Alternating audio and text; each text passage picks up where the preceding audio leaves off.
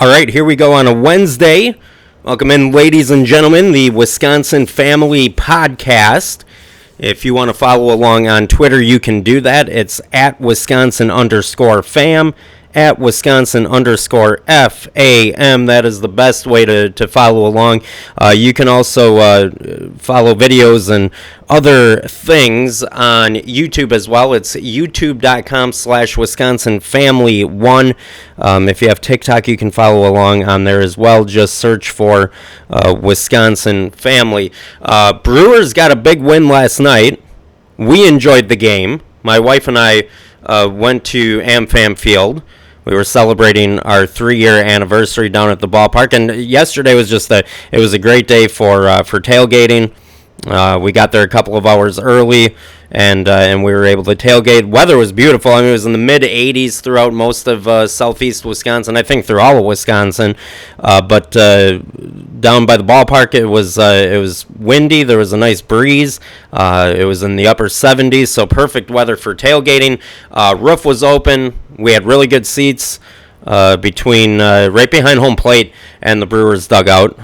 Just a couple of rows back, so that was really nice as well. And then we got to be treated to a good game, a game in which the Brewer offense finally came through, and some guys put it all together. You know, the Brewers scored 7 runs last night, and they came back from a 4-run deficit a couple of weeks ago. You'd say, well, that's impossible for this Brewer offense to do. They're just so bad. You know, it's amazing what happens when guys who you need to contribute actually do. And I'm thinking Willy Adames, who had 2 hits. I'm thinking Luis Urias, who had 2 hits. I'm thinking Jesse Winker, who finally hit a home run. I'm thinking of Christian Yelich, who's been getting on base and hitting with a little bit more power, hitting into the gaps, driving in runs, doing the things that his contract requires of him to do, and he hadn't been doing. When your players who are... You got these certain guys that just need to contribute. And when they're not doing it, the guys like Adames and like Urias and like Winker, the guys that you were expecting to come in here and just be a catalyst to this offense, and it's really what you need. And when they're not doing that on a nightly basis, or in the case of Urias and Adames, they haven't done it at all. And when you're not doing that, you're not going to find success on offense. I mean, the key to the Brewers' offensive success is not that hard. I mean, it's not hard to figure out. Now, in practice, it may be hard because these guys haven't been able to put it together and haven't been able to do that. But you see last night when they do. When Urias is contributing and Adames is contributing and Winker's contributing, yeah, you got a halfway decent offense. They haven't been contributing, though. That's the problem.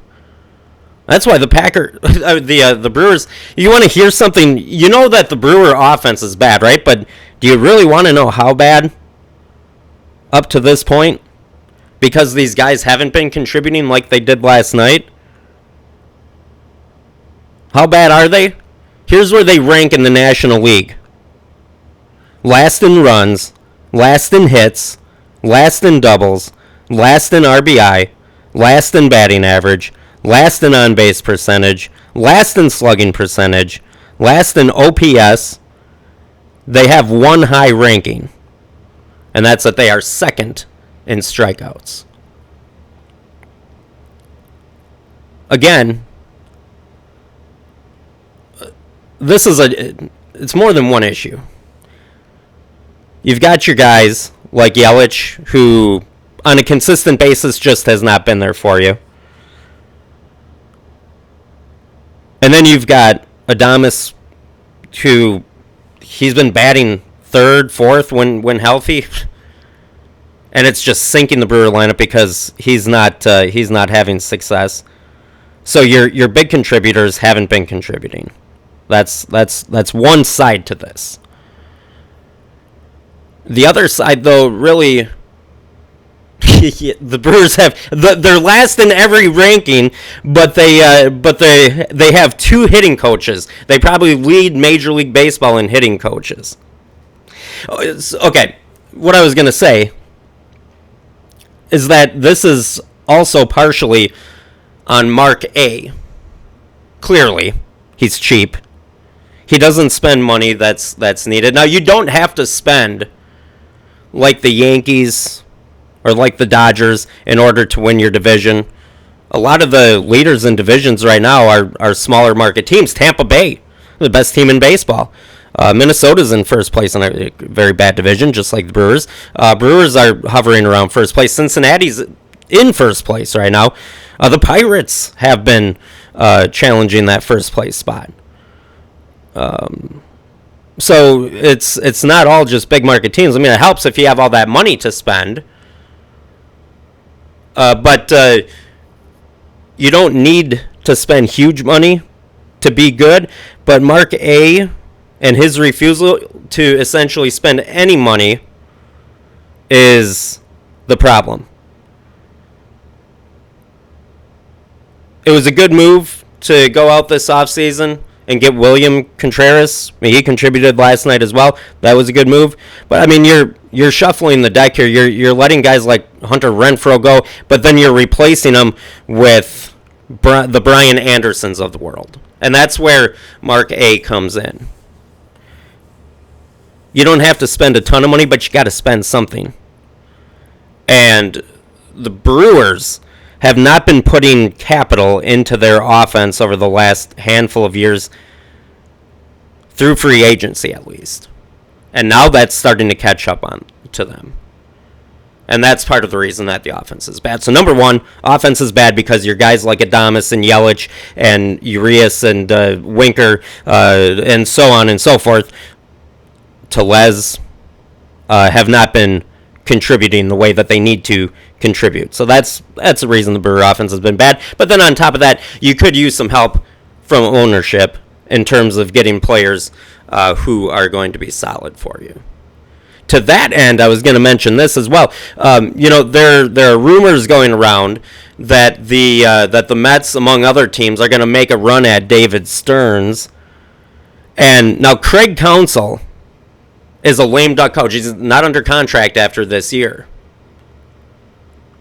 And essentially, at least what Mark A. has said, is that he's leaving it up to Counsell to even go year to year if he wants to, or to sign a longer contract, or to just walk away altogether. If I were Craig Counsell, I would not be in any rush at all to re-up with the Milwaukee Brewers. If it's true that the Mets are making a run for David Stearns, if I'm Counsell, I'm holding out for the manager job in New York under Stearns. You think about this. Look at the amount of success that Stearns and Counsell have had in Milwaukee with a cheap owner and very, very limited resources. I mean, some people criticize Counsell, and I mean, it's easy to do. You're making a lot of decisions. You're playing every night. There's going to be plenty of criteria and matter to look over and to critique. But all in all, I think you'd have to admit that Craig Counsell has done a pretty good job. He's gotten the team to an NLCS, and he's done a pretty good job. He's won a lot of games, and he's done that with very limited resources, a cheap owner, and a team that's not spending money. And he's been, for the most part, competing with the Dodgers and other teams like that. See, I think he's done a good job. But imagine if you're Counsell, you say to yourself, well, imagine what I could do if I'm able to do this in Milwaukee. Imagine what me and David Stearns could do if we go to the Mets and they have a big pocketbook and they're willing to spend. Something to think about. So what I do, if I'm Craig Counsell, I'm out. I'm out. One more note on the Brewers. One of the how do I put this? One of the oddest dumbest takes that I've seen in regards to the Milwaukee Brewers is that Corbin Burns is not giving it 100% to stick it to the Brewers because he didn't like his arbitration this past offseason. That's lunacy. Now, he may not be happy with the Brewers. But to suggest that he's okay with not doing well and almost tanking himself, that's ridiculous. He's trying to earn a big contract. Just a quick thought on that. But while we're on the topic of Burns, he needs to start pitching like an ace. Game 1 of this series against the D-backs, he lost that game in the first inning. Look at this cup. This cup. You remember when the Brewers used to give these away? It's Carlos Gomez cup. They used to come in like large sodas. I have a couple of them. I have a Scooter Jeanette. I don't remember if there was a Braun one too, but got a Scooter Jeanette, Carlos Gomez. I think Niger Morgan might have had one. Those were some fun years. Segueing into something else. There was an article that I saw this morning, and it made me click on it. Let me see if I can find the exact title here. Yeah, there it was. From Packers Wire. Former Wisconsin Badger TJ Watt, glad he wasn't drafted by the Packers in 2017. So I opened up the article and I read it. I was just curious. Now, it wasn't like the headline made it sound. Essentially, TJ Watt was on a podcast recently with Ben Roethlisberger, and he was asked about where he was drafted or something like that. But Watt basically said that after growing up in Wisconsin and his brothers growing up in Wisconsin, and then playing in Madison, he was ready to leave the state of Wisconsin and just kind of forge his own path and get out of the wings of his family and his brothers that came before him. So whatever, that's understandable. The point of me bringing this article up is not about how T.J. Watt didn't want to play for the Packers. Unfortunately, while reading this, I had flashbacks to the Green Bay Packers selecting, and it even mentions in the article, to the Packers selecting Kevin King instead of T.J. Watt. I don't care where T.J. Watt wanted to or did not want to play. I want T.J. Watt as a Packer. And the horrors of the Packers drafting Kevin King over Watt is something that may never go away. I mean, how much better would the Packer defense be? Well, I don't know because they have Joe Barry yet, but how much you can imagine, use your imagination, Joe Barry aside, how much better would the Packer defense be if you had T.J. Watt? Now, opposite Rashawn Gary. Hey, you know what? Well, I don't know because you can't take away the fact that you have Joe Barry and he's sinking that ship. T.J. Watt would just be, I imagine it would make the Packer defense better, but at the same time you could also say, you know what, it would just be another first-round draft pick that goes down the toilet. At any rate, maybe. If you had T.J. Watt opposite, like I said, Rashawn Gary, all these other first-round picks that the Packers have had, Luke Van Ness, everything else. You know, it takes you back to a dark place thinking about King being selected right before Watt. Back to the 1989 draft. Packers could have had Barry Sanders. Could have had Deion Sanders. Hell, if they lose one or two more games the previous season, could have had Troy Aikman. Now, there's a question. Maybe I'll put this up as a Twitter poll. Would you have preferred the Packers to have picked one spot higher in 1989, maybe grab Troy Aikman? Would you have rather had Aikman over Favre if you could have gone back and redone it? There might be something to think about.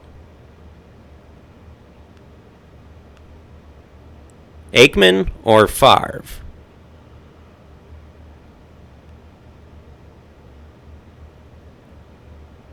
Got a tweet here.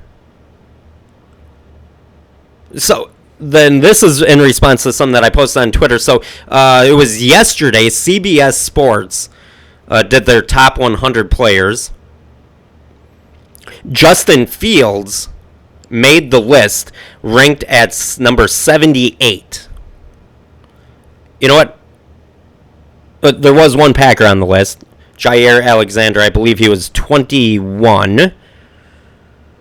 But Justin Fields makes this top 100 list. Aaron Jones was not on the list. Aaron Jones was an honorable mention. And I got a tweet in response to that, one of which, well, there's a lot of response to that, but one of which said Aaron Jones might just be the best offensive player on the entire team. And I would agree with that. I think Aaron Jones is the best offensive player on the Packers. Christian Watson could possibly give him a run for his money as long as he stays healthy and makes some additional strides here in his second year. But boy, Aaron Jones not making that list. I mean, you're telling me that Justin Fields is better than Aaron Jones. I am not sure on that one. We're looking at some other responses that we were getting off of Twitter here. Again, if you want to follow along, you can do that on Twitter at Wisconsin_fam. That's at Wisconsin_FAM. So I did posted, if you can see it here, that 1989 draft, and I have those guys circled. Tony Mandrich, Barry Sanders, who the Packers could have taken. And got a little bit of response on that here on Twitter. Jeff says 4 of the top 5 that year were Hall of Famers, and the Pack find a way to mess up. Matt M81, worst draft pick ever for the Packers. Robert W. says if they would have just lost to Phoenix in a meaningless final game, they would have had Aikman in 3 Super Bowls. That's the question. That's what I was going to ask. Would you have rather had Aikman in 89? See how many Super Bowls you get? Or Brett Favre? Now,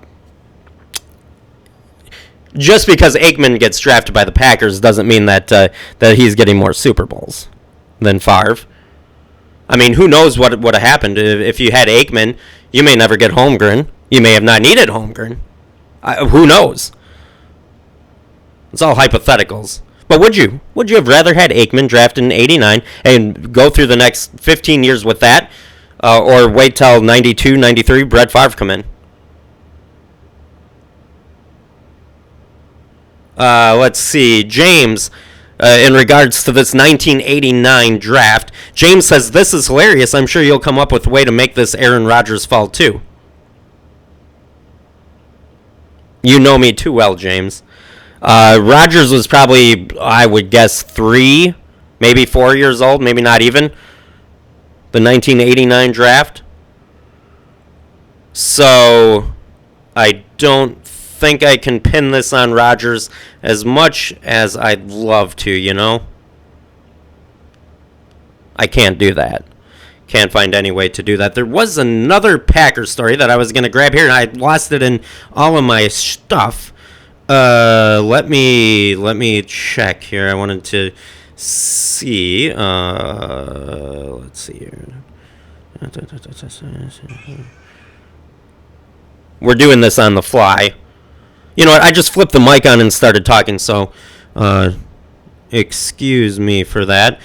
So there was the we talked about the top 100. There was a question that I got from. It was on TikTok, and I wanted to find that because I wanted to answer it, and it was about the Packers. Will I be able to find it? That is the question. I don't know. I guess I can't. I'll have to save that for next time. It was in regards to the Packers and how many wins they could get if they could win the division. I think this NFC North is wide open this year for the Packers. Now, they've got a lot. There's a lot of moving parts right now for the Packers, and a lot of things that are going to have to get figured out all at the same time. You've got a first-year starter with Jordan Love, who's going to be trying to figure things out. Essentially, you've got all rookie tight ends and receivers who are going to try to be figuring things out at the exact time as your first-year quarterback is trying to figure things out. A lot of moving parts on offense. That is a concern. The defense is a concern because, as I've stated before, I know I'm blue in the face saying this, but it has to be said. Joe Barry is a freaking nightmare for this defense. If Joe Barry can't figure it out, and the Packer offense is stagnant because they're all trying to figure things out together, the low end could be very bad for the Green Bay Packers. We're talking 2, 3, 4 wins, if that all shakes out to be the case. Now, there's a flip side to that. Now, again, the good news is I think this division's open. The Vikings are in a similar position as the Packers. The Bears, I think, are going to be good in a couple of years, but they're still a few years away with some of the trades that they made and a lot of the draft picks that they have. They're going to be good, I think, but in a couple of years. They're not ready yet. And the Lions, who are going to be favored to win the division, they're the Lions, and they could always do a Lion thing like muck things up. But on the high end for the Packers, despite if Joe Barry's bad or the offense can't put it together, there's always a chance that because of the talent that the Packers have on defense, that the talent could overcome Barry and the talent wins out. And then offensively, there's always a chance that LaFleur's got a good scheme. Now, this is the positive side. The negative, nobody can figure things out in time, and then it's a lost season. Well, the positive for the offense is Matt LaFleur's got a good scheme.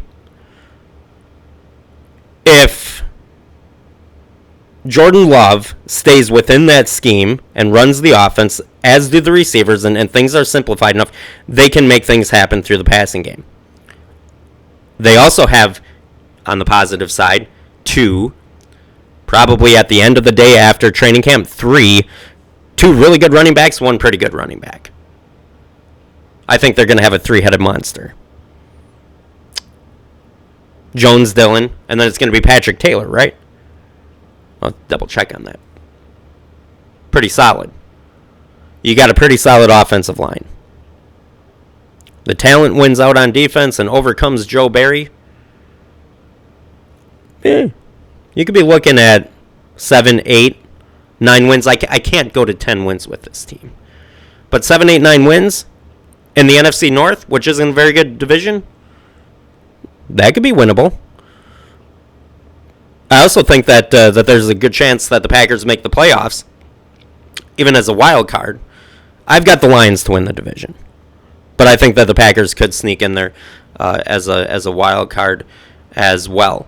Your questions, your comments, I'd love to hear from you. Again, you can follow along on Twitter at Wisconsin_fam. That's at Wisconsin_FAM. Follow along on YouTube, youtube.com/WisconsinFamily1. That's the number 1. And then look us up on TikTok as well, Wisconsin Family. All right, that's going to wrap things up here for today's podcast on a Wednesday, and we will see you next time. Take care.